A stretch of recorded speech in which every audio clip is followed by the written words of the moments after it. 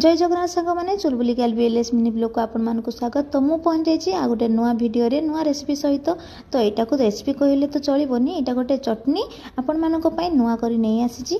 तो आपण मैंने जदि के आगुरी खाई मत निश्चय कमेंट माध्यम जनइबे। तो चलतु एबे भिडियोटी को स्टार्ट करदे।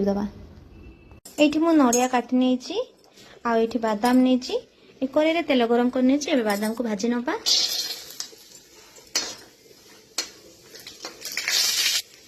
ये देखो तो बादाम अल्प भाजी हो गलानी। एबे एथिरे नड़िया पकईदबा। नड़िया और बादाम भल भाव में भाजी हो।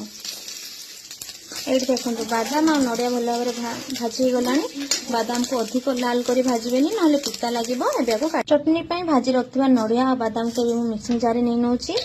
आठी मुझे लंका भाजी नहीं या देदेवी। एबे गोटे चामच धनिया आ गोटे चामच जीरा नहीं। ये मुझे तेंतुली नहीं आर मु मंजी काढ़ी नहीं। अल्प लुण आ चीनी मुझे 2 ରୁ 3 चामच नहीं। एबे ये अध गिना पानी नहीं आपको ये देदबा।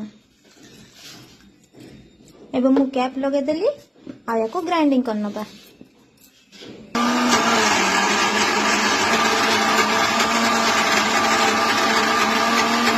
ये देखो बहुत भल भाव ग्राइंडिंग हो।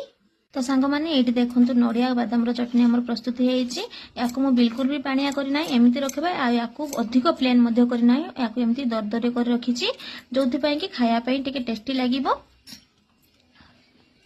आपको पानी करनी स्टोरेज करने बहुत भल हम। या गोटे साइड रखिकी किसी दिन पर्यंत रखी आपने खाईपारे जो थे खाइबे आपको बहुत पसंद आसो।